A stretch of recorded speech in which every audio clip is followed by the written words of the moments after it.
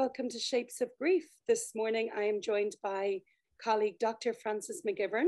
Francis is a counselling psychologist and a psychotherapist in private practice, and he also lectures in the Dundalk Institute of Technology. And I had the pleasure of meeting Francis recently at his book launch, Life After a Partner's Suicide Attempt.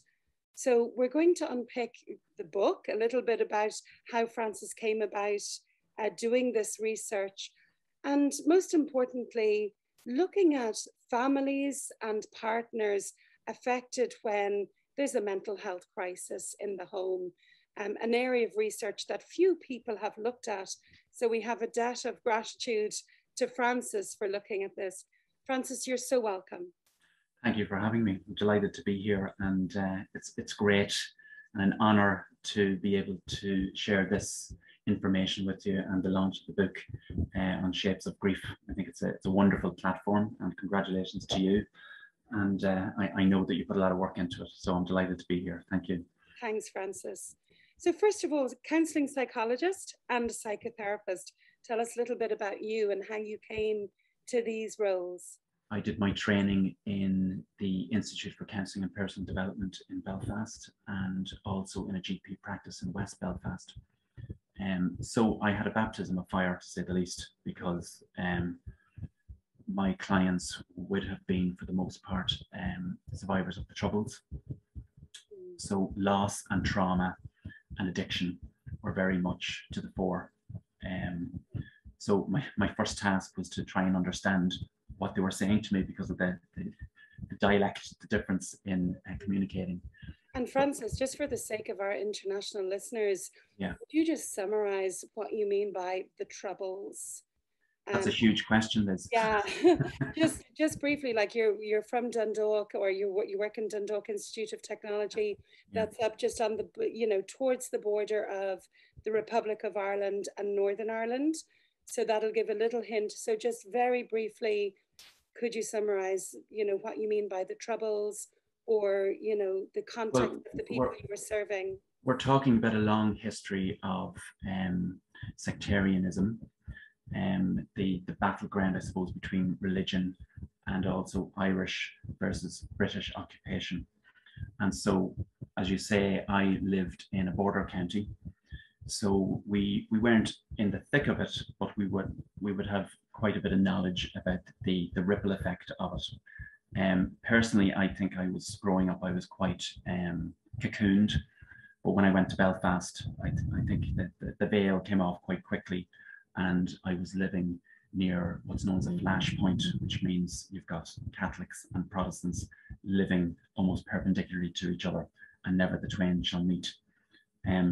So I would have been meeting patients of the GPs in the practice I worked with, who, I suppose one of the metaphors that I came up with was, if you can imagine a beer mat, and you've got both sides of the beer mat, and you had trauma and loss on either side of the beer mat, but alcoholism was rife. So I think about the metaphor of the beer mat being meaningful for a lot of the patients that I was meeting, who didn't realize that they were traumatized. They thought there was something wrong with them, so they self-medicated over the years with drugs and alcohol. Self-soothing mechanism to get through and live with the atrocities that they saw. I would have talked to middle-aged men about being exposed to bombs, car bomb attacks, and picking up limbs and things like that. So, as I say, it was quite a baptism of fire for me. But it was a wonderful experience. I mean, here you are coming out of school with Pythagoras' theorem, and suddenly, holding the responsibility of the well-being of all of these people who've lived through war, trauma, lack of safety, generational trauma. I can't imagine what that was like as a 19-year-old. I don't know what age. I might have been, absolutely, I think I was 20, 21, you're right, in and around that time. I was one of the youngest, my understanding is I was one of the youngest psychologists at the time in the UK and Ireland. And I suppose it was just luck at the time that opportunity came up. do the master's degree. But in hindsight, I suppose I wouldn't allow my own children to go through that experience. Yeah. And I suppose I would have been exposed indirectly to adverse childhood experiences on the part of my parents. They would have been exposed to ACEs. So there's a lot that I was able to link into quite easily and able to empathize with. But you're absolutely right. It's such an enormous task to sit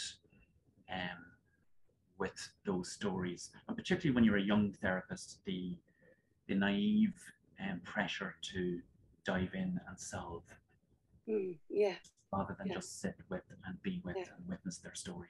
Yeah. So now that I think about it, a lot of mature therapists still want to jump in and solve and fix.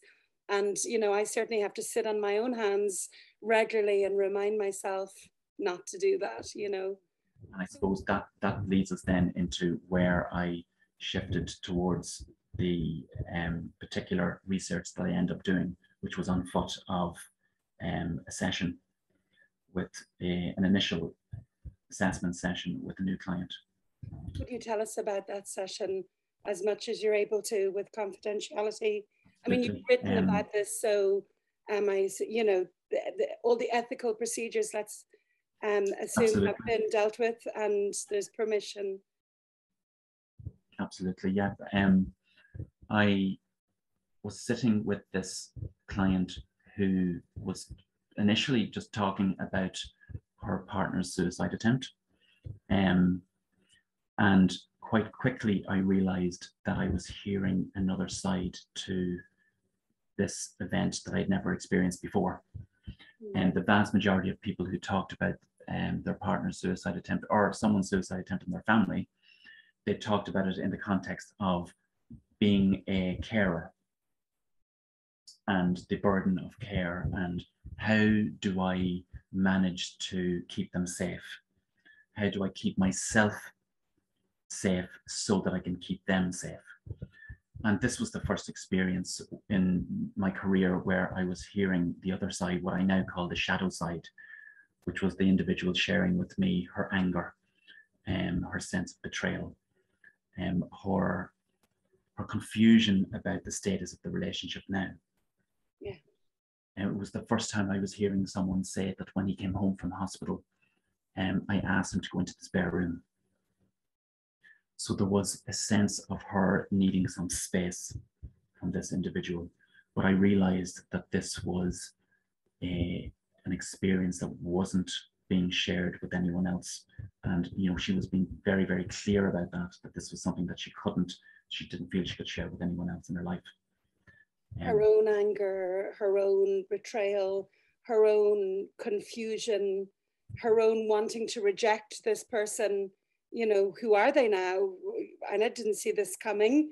What else do I not know about them? It's almost a lack of safety or something.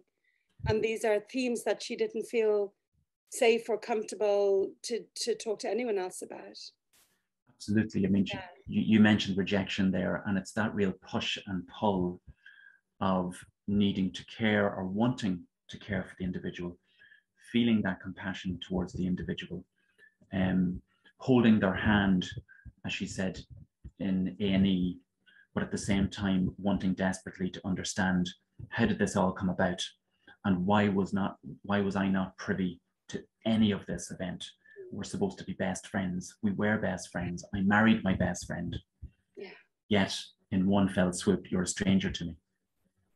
So it was that push and pull of being compassionate towards the individual, but at the same time being repelled by the individual. And that's a difficult place to sit with when you're talking about someone that you've lived with and loved for many decades and have had children with.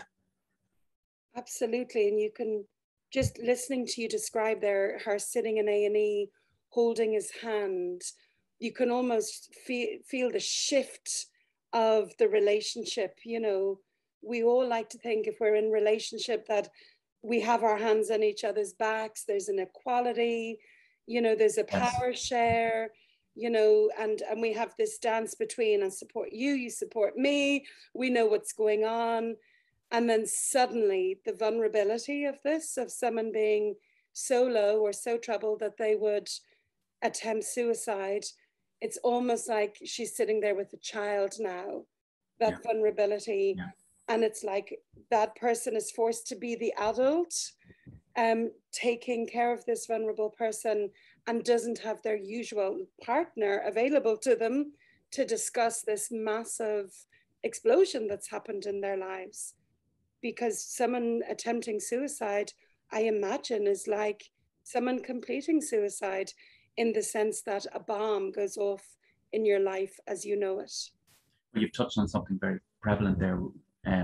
The same individual that I'm speaking about, the client that I met, actually throughout the interview that we did, and incidentally, I actually, on an ethical basis, wasn't going to interview her, but when I was speaking to lecturers in DCU, they said, but you need to invite her. She is the premise of this entire research, so it's up to her whether she would like to choose to participate. And so we had to go through a whole process there. But that individual, throughout her interview, used the term suicide. And it was fascinating, because when I asked her about it, she said, I view it as akin to a suicide. I am aware that it was a suicide attempt. I'm aware that he didn't die.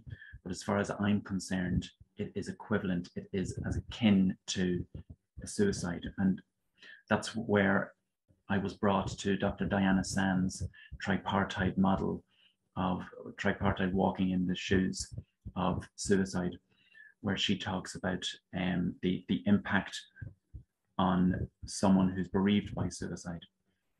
And I found, through looking at that a lot of the symptomatology, a lot of the stories that were coming from that research were very, very similar to the stories I was hearing from partners whose loved ones had attempted suicide. So no one had died, but the impact was very, very similar. Yeah. And this is what people miss. Exactly. Had he completed suicide, there would have been a ritual, a ceremony, dinners, support, acknowledgement of the loss. You know, all of this for a certain amount of time. Of course, it never lasts. But because the suicide wasn't completed, it's like this ambiguous loss. That brings us absolutely to ambiguous loss, where you have a sense of the individual, in this case, being physically present, but psychologically absent. So you've got two permutations of it. For example, if someone has Alzheimer's, they're physically present, but psychologically absent. If someone has depression, physically present, but psychologically absent. And Pauline Boss's research into ambiguous loss originated where she was talking about soldiers missing in action. So they were physically absent, but very much kept psychologically present. But in this case, it is a very specific form of trauma, because there's no ending, as you say, there's no ritual, there's no public acknowledgement. So it's a disenfranchised grief. It's almost like a frozen grief. And I think there's many, many therapists. I certainly didn't know about ambiguous loss until back in 2009 or 10, when I was introduced to it. And it really fits with this research. So I'm so thankful for being pointed in that direction of ambiguous loss. Can I just jump in and use this as a completely self-promotion opportunity?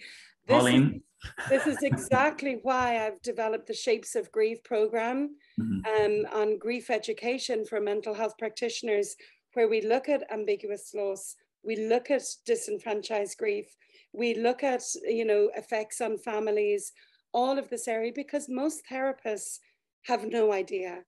And they think grief is just this small, definable thing of somebody dies, they're bereaved, they feel sad for a while, they go through the stages of grief, and then that's it. There could be nothing further from the truth. You know, absolutely. Stages, in case anyone's listening. There could be an idea that even grief work, and I think it was J. William Worden who talks about the tasks of mourning. And I know that sounds like quite a cold sort of work or tasks, but it is getting down. The analogy I always use is getting down and wading across that river, because people are desperately trying to look for where the river narrows so they can jump across to the other side of it. And I think there are therapists out there who almost believe that grieving is a linear process. Yeah. And it very much isn't. It's messy, and it's about being with our clients collaboratively, working through that mess. And psychoeducation is so important, as you know, in terms of allowing them realize that there is an ebbing and flowing to this process. Yeah. And that there can be an occasion where they allow themselves laugh with one of their girlfriends when they're out, and then suddenly they find themselves feeling guilty, or something pinging in their head, which causes them to feel like they're taking a step back, or going back a step, or going back to square one. We see it all the time with people showing up to practicing. I feel so bad. This is awful. How do I get out of this? Yeah. And then, you know, a couple of weeks or a couple of months down the line, I had a really good time on Saturday and I feel so bad. Yes. I feel so guilty. Yes. What does that mean? Does it mean I don't love them anymore? But you're describing beautifully the dual process model. We confront our grief, we restore a little. We confront our grief, we restore a little, you know, dosing, this notion of dosing. But these are all themes that we don't learn at all. Well, one of the wonderful aspects of ambiguous loss that I learned, that's where I learned it from. I don't know whether it necessarily originates from there, but this idea of you know, the dialectical or dichotomous thinking, where you have either or. So I'm either doing wonderfully well or I'm doing awfully. I'm either over the loss or I'm not. And it's about introducing the idea of both and, rather than either or. Absolutely. And when clients understand that, you can see almost a physical change in them. Yeah. They get it. And to me, psychoeducation is such a huge part of this. And it's just about planting the seed. It's not about, okay, I've shared that with you. Now you understand it. Now you get it. They may not get it. They will get it when they need to get it, I suppose. But it's that important idea of sitting with, being able to laugh or enjoy something, but also I'm simultaneously grieving. My grieving is ongoing. Yeah, absolutely. Because guilt is such, and shame is such a damaging, a wounding feeling. And I think if we can alleviate some of that for individuals, it's transformational. And I think transformation is probably the overarching theme from the research that I did through this, is that people were transformed. They were profoundly changed as a result of it. And you know, one of the participants said, I am not the same person I was. 100%. And to me, when I heard that, I was floored. You have to, it's like, we're covering a lot of models here, but it's important. It's like Lois Tonkin's model. And actually I read a paper yesterday and it wasn't Lois Tonkin at all. She was at a grief workshop and a bereaved mother was saying how, I don't think grief shrinks. I actually think grief stays the same, but we grow around our grief. And I read a paper that Lois Tonkin wrote where she credits this theory to this bereaved mother, but it was Lois Tonkin who brought it to us. And it's exactly what you're saying there, Francis. This thing happens in our lives. It doesn't just go away then with time. What happens is we have to adjust and grow and accommodate it so profoundly that the person who's first hit by it is not the same person down the line, you know. I heard something recently. I thought it was lovely when someone said that we need to allow our loss to live. And so we need to honor the loss by actually grieving for it. And so it is about allowing or facilitating that place, that space for a partner to own that loss, because it is disenfranchised. You know, siblings, other partners, medical professionals, mental health professionals like us in the past would have fallen straight in, I think, to the trap of, okay, this is what maybe you need to explore in order to keep your partner who's attempted suicide safe. But if you think about trauma, and my research found that these people were traumatized. What a responsibility to, you know, Absolutely. to someone else's life like that. Well, if you think about trauma, one of the key aspects of trauma, or one of the key responses to trauma, is avoidance behaviors. So if you had a road traffic accident, very often individuals would talk about, I don't want to sit in the car, I don't want to be a passenger in the car, I don't want to drive the car, I don't even want to get public transport at the moment, etc., etc. So they tend to avoid the source of their trauma. And you know, I'm not I don't see myself as a diagnostician. I don't tend to be overly involved with DSM-5 or diagnosing individuals. But if you look at the criteria for trauma, partners meet that criteria. And I don't mean that it's all at clinically significant levels. It could be trauma with a small t, but nonetheless, they're exposed to an extraordinary experience where they perceived that an individual, either themselves or someone that they care about, was close to death. Yeah. But here we have a situation where they are not able to avoid the source of their trauma, who in this case is their loved one. They end up sleeping next to the individual who attempted suicide. So if we think about the enormity of that, as you say, it's hugely pressurizing. The metaphor that I use is that of a relay race. If you can imagine medical professionals handing the baton over to the partner and saying, okay, your husband or wife or partner is now being discharged. You need to make sure that they are supervised at all times, make sure that there are no potentially dangerous means of or lethal means of self-harm around, whether that's knives, tablets, ropes, etc. But they end up going home and being with the source of their trauma. And research also shows that individuals who are exposed to someone's suicide attempt are more prone to suicidal ideation themselves. Yeah. Yet and all, up until now, and this is where I'm hoping that there will be some changes made here. I'm trying my best to lend a hand in making this change. I'm not an expert on policy, but I know that policy needs to change on this and that we need to start taking a systemic approach, because if we start to look after our partners, then the individual who's attempted suicide is more likely to survive. Because as you know also that, you know, within the first 30 days following discharge from the mental health facility, people are at greatest risk. So there's a whole host of variables that are in play here.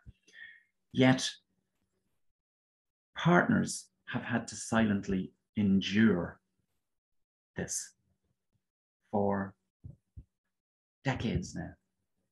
It's such, I mean, there should be a thing called silent grief. And I suppose that's what there is now. There is now silent grief, you know.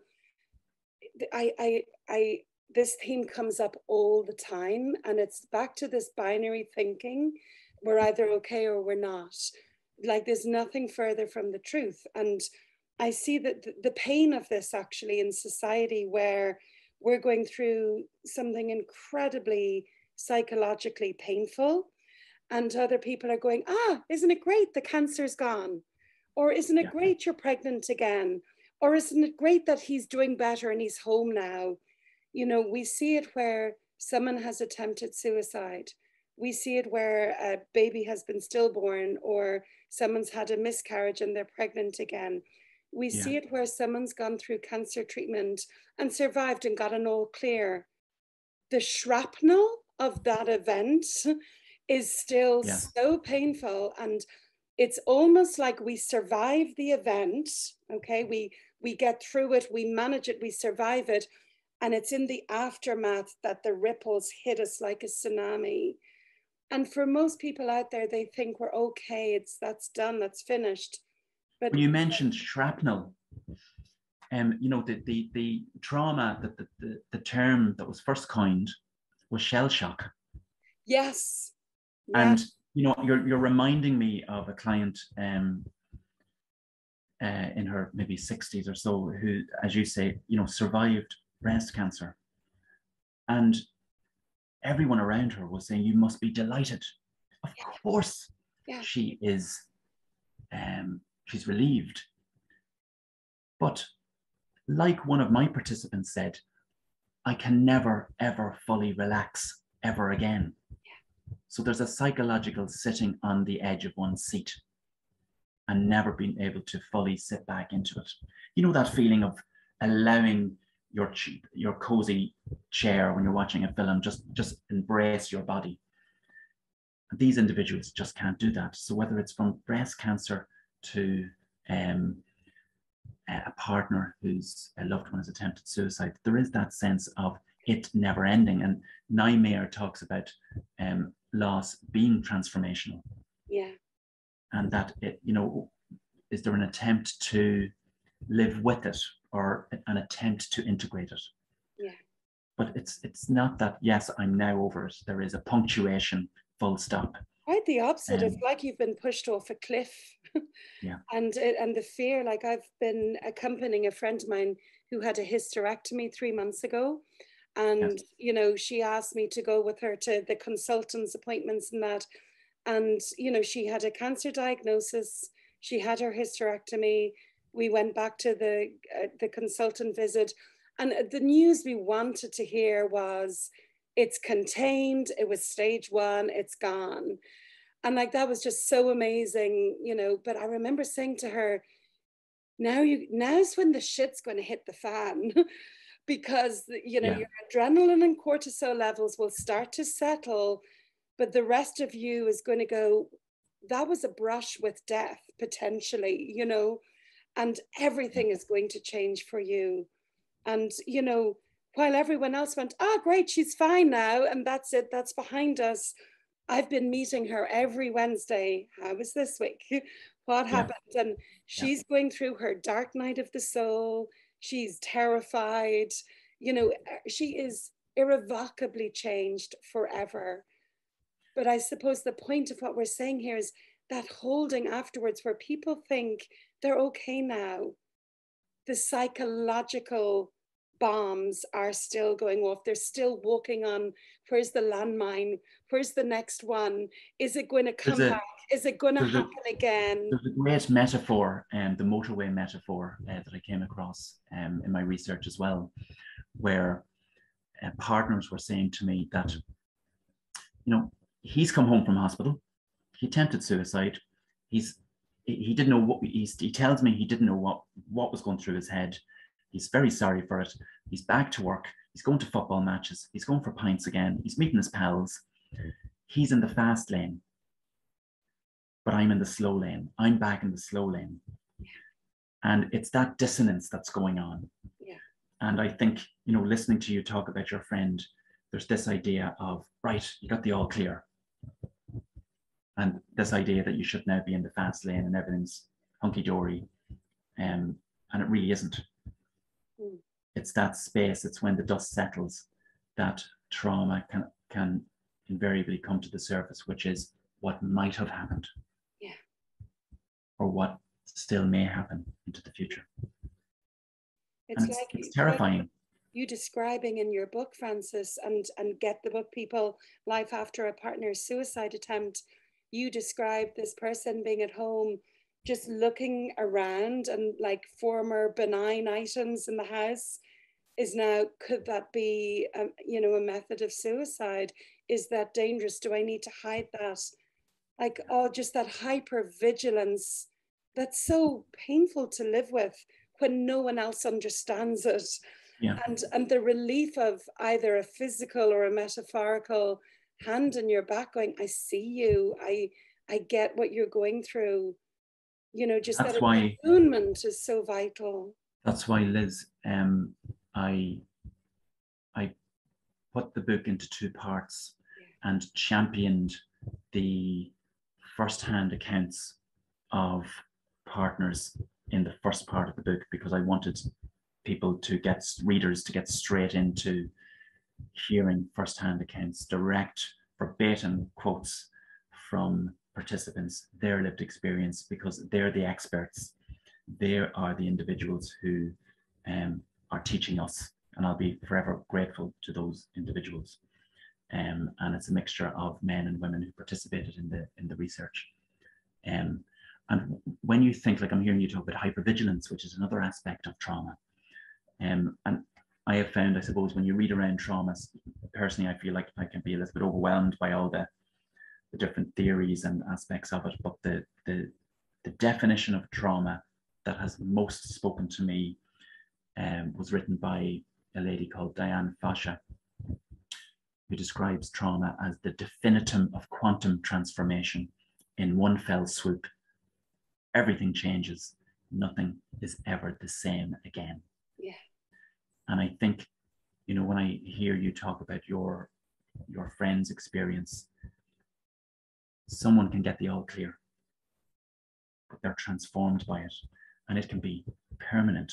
But the other aspect of trauma, which again, I would, in my view, I would suggest therapists don't know enough about or really should find out more, is post-traumatic growth, which is about the positive trajectory with transformation, where they start to, if you like, realign themselves in terms of quality in relationships, increased spirituality, and maybe less fearful about death. So there's a number of aspects that down the line, potentially people can experience growth on foot of an extraordinary event. So there is that piece for hope as well, and I think therapists always hold. It's really important to know that, and we have to be so careful with that as well, you know, because it's so painful. Like, that transformational process is so painful, and for a lot of people, they will acknowledge that how changed they are.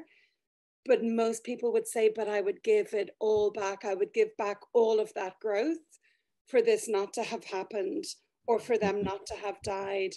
You know, and for some people, it just, you know, I'm thinking of Juliet Rosenfeld, who I interviewed for the podcast. She said, there is just nothing positive that I can pull out of my husband's death, you know. And then other people, that's how they make meaning, that's how they refine their purpose, and that's how they go forward. And they love who they've become, but they still wouldn't swap it. If they could, they would swap it back, you know. So it's a real thing, but it's so personal, isn't it? And it's very nuanced, and I think meaning making is the piece here that's so important, and that can be such an arduous process to facilitate that for a client. Is to, how do we make meaning out of this for you? And it's making meaning out of something that doesn't make sense, and that's the contradiction in terms, and it's sitting with that contradiction. It's like searching for meaning and then realizing at some point it's the meaning is what I make of it. It's what I come up with. And I suppose we all have choices in that, but the choice isn't always visible. You know, the choice isn't always visible. And I think it largely depends on our own early childhood experience, and how we are in the world, like how we deal with adversity, our attachment styles, and how much growth and resources we have available to us already from adverse life experience to be able to apply it to grief. Yeah, well, I mean, what's in vogue at the moment is resilience. And I suppose I've mixed feelings about that term, because I almost feel like it puts people under pressure to bounce back. But the reality is that you know, when they use the metaphor of, I'm using a lot of metaphors today, I'm noticing, the metaphor of an elastic band, you know, it is about, we can stretch to some degree, but an elastic band invariably can only stretch so far. And as you say, you know, exposure to maybe ACEs or coping mechanisms, if we've developed coping skills in our formative years, then we're going to navigate. And I think that's a really important aspect, is navigating. How do we navigate traumatic experiences? Yeah. And that's based on a whole host of historical variables. And it's not all about resilience. And actually, you know, George Bonanno, who I interviewed for my Grief Ed program, who sort of coined, you know, resilience was at the heart of his research. And he did so much research in grief, into depression and into anxiety. He's now moving away from resilience and talking more about flexibility. Yes. You know, flexibility, because I think the book Option B, you know, not to put anyone down, but it's all about resilience and bouncing back. And for so many of us, it didn't sit with us, because why would we bounce back from something that, you know, grief has the potential to profoundly alchemize us in incredible ways, as well as devastating ways. And why would we just bounce out of it and pretend that didn't happen? And, you know, sometimes we do that, you know, we bounce out of a bereavement by going and having sex, or rebuilding ourselves, or being really resilient, or living our lives really well. But sometimes we miss an opportunity there. And that new life isn't really grounded or centered. But there's an alchemizing process that can be incredibly beautiful. It can, I think, transform us into very tender humans, very kind humans, very compassionate humans, if we allow ourselves to be alchemized by the process. And resilience doesn't allow that. It's like, how quickly can you jump out? Yeah, you're reminding me of one of the participants who I would imagine now, if she was with me, she'd raise an eyebrow at the idea of resilience, because she would have talked about surviving it. And she said that she had this image in her head of herself in the corner of a room, rocking back and forth, thinking that if she stayed in this relationship, she would die emotionally. She doesn't mean physically, she said. She doesn't mean that she would kill herself, but that she would die emotionally. So that lent itself to exploring maybe historical issues that were there prior to her partner's suicide attempt. But she remembers the moment of finding him unconscious on the ground. She said that she had an urge to step over him and walk out the door. So she would very much have described it as an act of survival for herself and her children. And ultimately, they went their separate ways. And she also talked about having to take the consequences of that on the chin. And it's interesting, a number of the participants talked about in-laws, and in-laws tended not to come out very well from the interviews, because there was a sense of, you know, you as his partner or her partner need to step up now, and this is what you need to do. You need to collect him from hospital, you need to bring him home, you need to feed him, wash him, you know, look after him, make sure he's safe. Again, a lack of understanding of the enormity of the trauma that was occurring for partners. And one individual said that her in-laws described her as not having shown enough TLC. And had she shown more TLC, this would not have occurred. So there was an implication there that she was responsible for someone having attempted suicide. So you can see how resiliency doesn't fit there at all. It's more about surviving that experience, and the courage. And I know she wouldn't view it as courage, but to be able to say, do you know what, enough's enough. Because that really, doesn't it, goes against the societal pressure to remain with the individual and look after them. And so this individual had to look after herself. And I think that's really what I'm getting at, is if you look after partners, everyone else in this equation is far more likely to fare better. The prognosis for the system is far better. Yeah.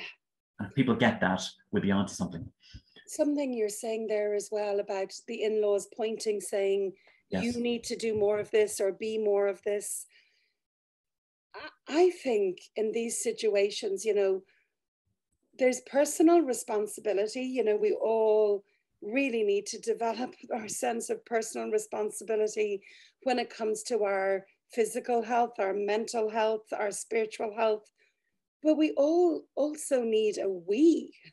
We also need to feel like we belong and that at times someone has our back. And yes, it's interesting. It's not comparable, but it's the same thing. I had a business meeting the other day with someone who's going to be mentoring me and helping me, you know, to develop shapes of grief. And at one point he said, and we need to, oh, sorry, I mean, you need to. And I was like, no, I love the we. It's so lovely. Keep the we. Yeah. I want the we. Come in, be in this with me. It's so nice. I'm so used to doing absolutely everything on my own, you know. Yes. As a single mother, 4 kids, running my own business. Yes. For someone to go, what are we going to do about this? It's like, what a balm. I'm not on my own. And I can only imagine what that feels like for someone who is trying to survive a psychological raid on their life, you know, for someone to say, we've got this. And I found before I did the interviews, my hypothesis was I was looking at the stats around completed suicide, for want of a better term, when an individual has died by suicide. And they talked about it ranging from between 6 and 12 other people being impacted by someone's death by suicide. So I was hypothesizing that something similar would occur when someone attempts suicide. Nothing could be further from the truth. You're talking about maybe 1 or 2 other people alongside the partner knowing about the suicide attempt. Because what happened was someone came out of hospital, they were unwell, and they were back at work, and no one was any the wiser. Yeah. Or if someone owned a family business, for example, they were just not there for a few days, and then they reappeared. But there is absolutely this sense of I had to hold everything, even down to the practicalities of, similar to a death, I now am responsible for paying the mortgage. I have to get the kids to school. I have to run our family business. Whilst this person is, if you like, AWOL. Another, I suppose, a sad aspect of this was that most of the participants said to me that they felt unsupported within the public sector. That there wasn't any team there or any individual who was able to say, okay, bring your partner to this appointment on such and such a day. It was, right, you're discharged, and they very much felt alone. So you're absolutely right. There needs to be a we happening. I'm reminded of one of the stories in your book, Francis, and you talk about, I don't remember if it was a husband taking his wife or a wife taking her husband to the emergency room after an attempted suicide, and getting there and waiting hours and then being told, yeah, take him home. There's nothing we can do, you know, and just, you know, that, again, that psychological explosion that happens internally when a trauma like this happens, and then just being sent home. Well, to carry that alone. It's a second wounding. I mean, it's a trauma upon a trauma. Yeah. And it really highlights that sense of isolation and the, to use that phrase, burden of care. Yeah. And that's why, you know, this, you know, when I did this research, I could have gone down the usual route of turning it into a journal article. And, you know, peer reviewed and would have been published, etc. But I wanted this information this new way of seeing this event to reach as many people as possible, including partners themselves. So not just the decision makers or the policy makers or the mental health professionals or the medical professionals, but individuals themselves, so that hopefully when they read particularly part A of the book, those direct quotes, that they'll be able to see themselves very much in some of those lines, not everyone, because everyone's story is individual, it's unique, but that they will then have the courage to be, or the, as it were, the permission to say, actually, I've been feeling this too, and this is okay, and I know that it's okay, so that they will be able to assert themselves a little bit more with the medical profession, for example. But I am aware, let's look at the context, that they are under-resourced, and that every individual in the HSE is doing the best they can. I'm acutely aware of that. But I think it is about, even just for those professionals to have the knowledge that, okay, I think we need to just slow down a little bit here, and even have a conversation with a partner on a one-to-one basis, that we understand what might be going on for you right now, and what we would suggest is individual therapy, individual support, but possibly down the line couple therapy as well. Because again, one of the pieces that really spoke to me was about betrayal, that sense of betrayal being an opportunity for transformation within the relationship as well. Yeah. Because it doesn't necessarily have to spell the ending of a relationship. Yeah. Quite often it can create in the aftermath an impasse. And as I said, one participant did actually leave the relationship, exit the relationship, but there can be an opportunity for transformation within the relationship. And even for people to know that, just planting those seeds for people and allow them to just sit with that, I think is incredibly important.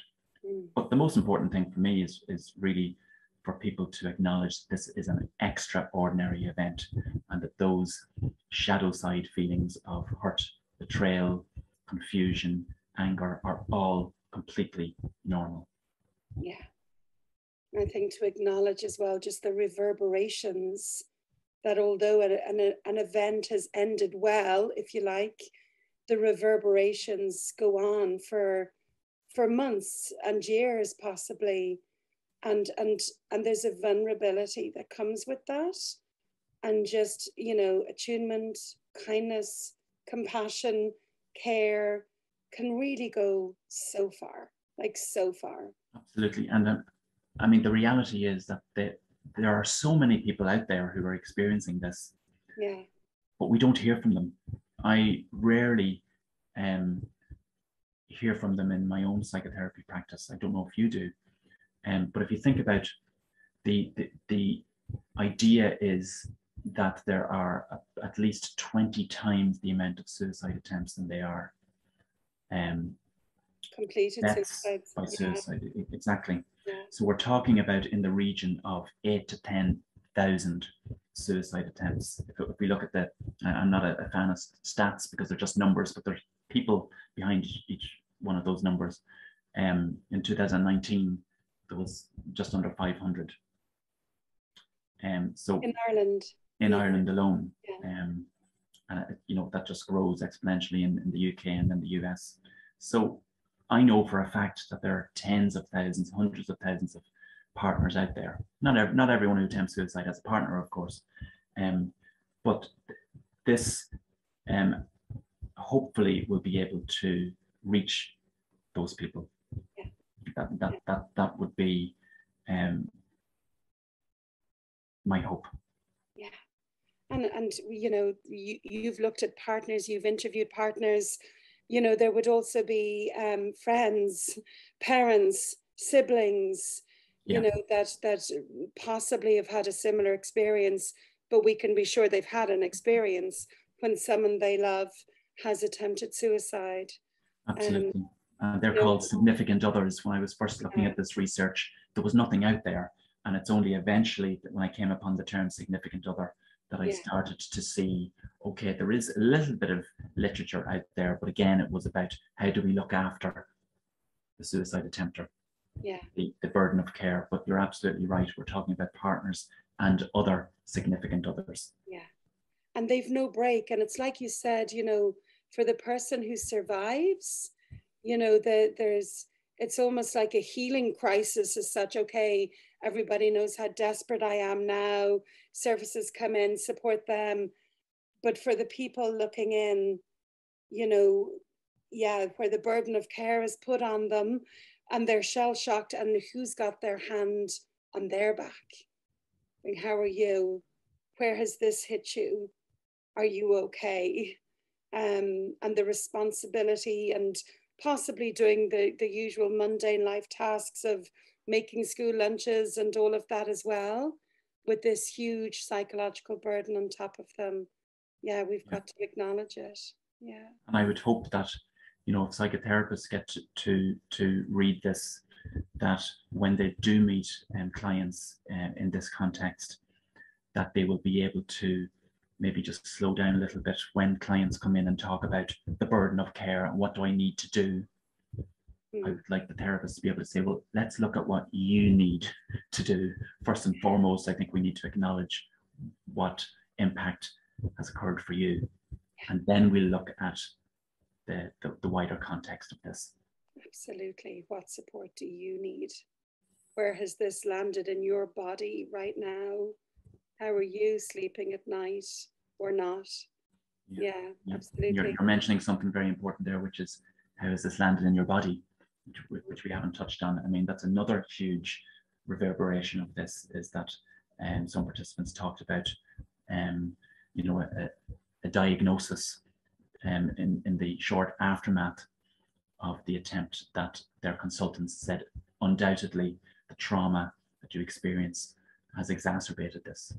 You know, and you know, with all the neuroscience now and polyvagal theory and the nervous system, we're aware of the impact of, you know, the psyche and the soma and the very close relationship that each has with each other. Absolutely. And this is all in the Shapes of Grief education program. You know, our bodies are holding our experience. They are the vehicle of our experience, and we can feel all of these things so acutely, and it manifests as pelvic pain, stomach ache, heart attack. Cardiomyopathy is, you know, the Takisumoto, is it? The shrinking of the tendons of the heart. I've heard, have a shock. I've heard of recently that there is some empirical evidence to suggest that there is actually a broken heart syndrome. Oh yeah, yeah. So it's called it's a Japanese word for octopus trap, and it's the heart, the left ventricle of the heart actually swells when we have a shocking life event, a trauma or a death, and the tendons of the heart narrow. And usually it's called cardiomyopathy. Usually it's temporary, but it can make us feel like we're about to have a heart attack. And Mostovsky et al. Have written about our increased likelihood of heart attack following the death of a spouse. But it's essentially following a shock. So, you know, the same could absolutely be true for following a partner's suicide attempt. We are more likely, following a loss or a shock, to suffer stroke, to suffer heart attack. And we go to the GP something like 10 times more frequently. Ulcerative colitis, rheumatoid arthritis, stomach ache, insomnia, our risk of completing suicide increases. Like the physicality of trauma, the physicality of shock, the physicality of grief. I just don't understand why this has been ignored for so long. And when I am working with people and they will make a statement, I will always say, where is that in your body? Where do you feel that? You know, people stop breathing from the diaphragm down. It's this shallow upper body breathing. I've started walking with clients, Francis, actually, and I've started walking with the National Maternity Hospital refers a lot of women to me whose baby has died, and they have often lost such trust in their bodies, and they're having such a physical experience that almost from the beginning I say, can we walk with this? And it's like part of them has left their bodies when they first come, and they're having a relationship with their sofa. They cannot move. Yeah. So to walk and talk, it's like giving them confidence in their body again, giving them confidence in their breath again, reintegrating, this sort of dissociation, like bringing them back into their bodies to talk about their experience. And I find that works really well for them. But grief is such a physical experience. Trauma is such a physical experience. As mental health practitioners, we've a duty to understand this and to embroider this into our practice. I feel sitting with, it's like you say, how is that for you? Where is it in your body? What's the sensation? Can we just breathe into that for a moment? And I think that brings us back to that idea of letting our loss live. Yeah, exactly. And whether that's in the mind or the body. I often say to clients that, we spend our entire lives trying to get to know ourselves and each other. We have this idea that we know each other. We spend a lifetime getting to know each other, but also ourselves. Yeah. And I think, experiences like this can lend itself to trying to tap into what actually parts of you are coming to the surface that you've never maybe processed before, yeah, or never known about before. Yeah. And so I love the idea of the walk and talk. It's something that I'm currently interested in the context of being a student counsellor, particularly where we have younger people who, traditionally we have them sit opposite us and we're eyeballing them, and it can feel overwhelming, particularly with people who maybe have ADHD or autism spectrum condition, that might just facilitate that connection where we're walking together. Yeah. And we don't have that pressure of the eye contact. So I love that. That's something I want to pursue as well. Yeah, and it's kind of new to my practice, but I'm listening to Oprah Winfrey, and I don't know who the psychologist is with her, but he's great. And it's their book, What Happened to You? And it's all about, I've seen it advertised, yes. Yeah, and they're talking about titration and how with, sometimes as therapists, we're like, we want to dig in and get to it. But actually the psyche is very clever and will only maybe process it in digestible amounts. And there's something really beautiful about walking, because we can talk about something really difficult and then look at the rainbow or look at the sea. It's like the resource of nature. And actually a lot of people say who've experienced a really difficult trauma, whether it's a completed suicide or an attempted suicide or the death of a loved one, that their greatest resource was nature, was movement and nature.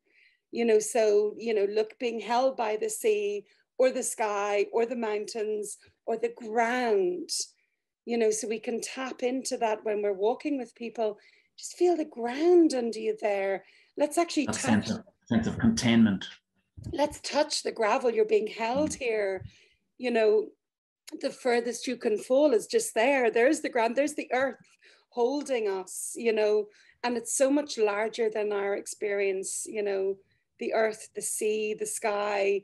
We are held by this, so yeah, look, we could talk for hours. We could talk for hours, and I'm aware you've got some kids coming over for a play date, and I can't hear anything yet. My lad are starting to get noisy out there. I can hear them. But look, great conversation. Thank you so much, and well done on shining a light. Thank you for inviting me. There's so much more we could look at, but life after a partner's suicide attempt. Do get the book, anybody listening, and look out for Francis McGivern and other platforms as well. I'm sure we're going to be hearing a lot more from you. Thank you so much, Liz. Thanks, Francis.